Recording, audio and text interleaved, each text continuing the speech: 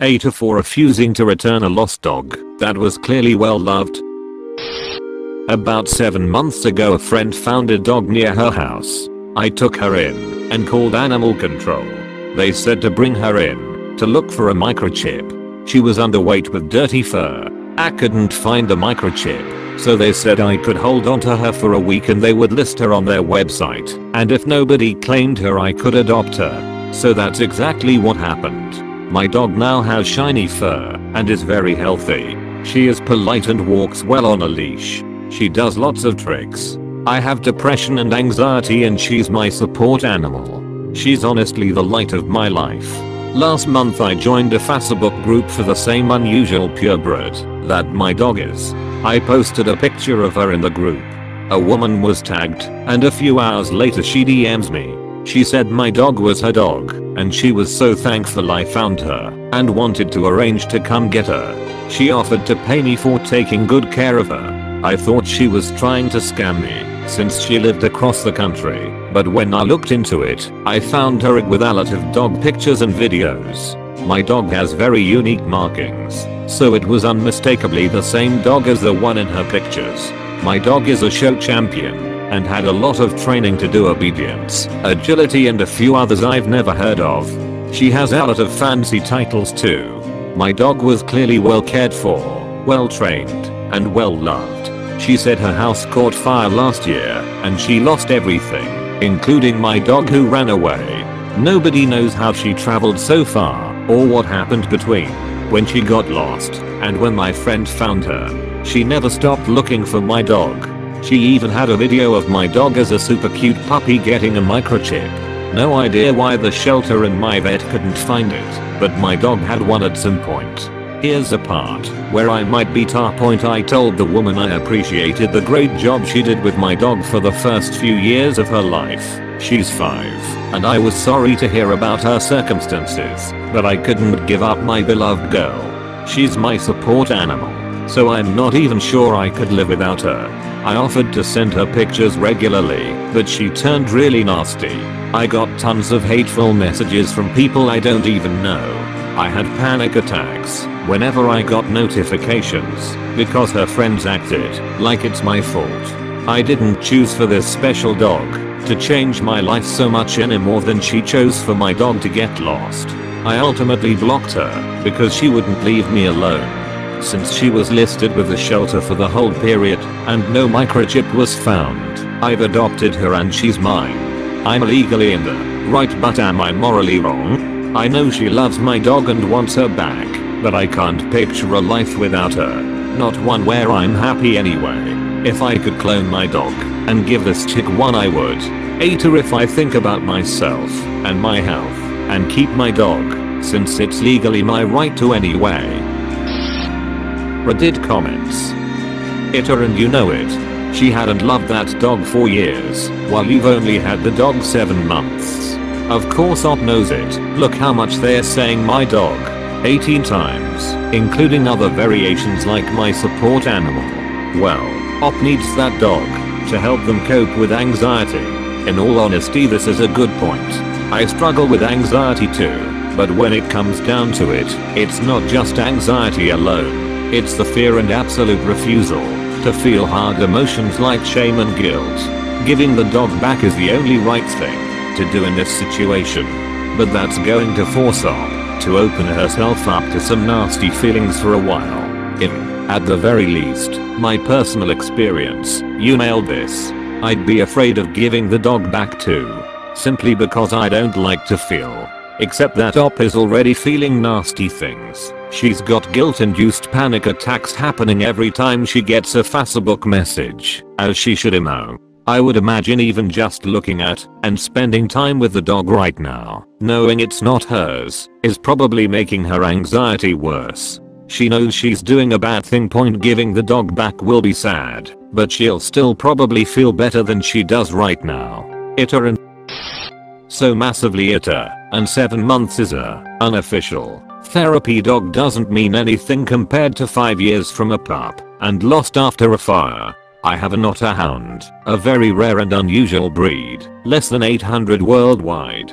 This post has my blood boiling. If the breed was unusual, I'm angry that there wasn't any effort done by the shelter or op in asking breed groups about a found dog. If someone found an otter hound and kept it and posted it on the breed's Facebook page, everyone in the group would immediately actively work to find and reconnect with the original owner. And it sounds like that's exactly what happened. Op needed to do more due diligence, trying to find the previous owner. Instead, did bare minimum and then got upset when they were busted while trying to brag online about their new cool dog. Give that dog back to its rightful owner. It is not yours. Something terrible happened to her, and from what you've described, she loved that dog and treated her well until circumstances outside her control took the dog away from her. You're being incredibly selfish by keeping her from her family. How would you feel if this happened to you? If you had a dog you loved for 5 years and someone refused to give her back, especially after you'd lost everything in a fire, please give her the dog back. Oh no, you're having panic attacks because people are messaging you because you won't give a woman her dog. Of course she got mad about the pictures. You're basically taunting her. She sees her dog, but it's just out of reach because of you.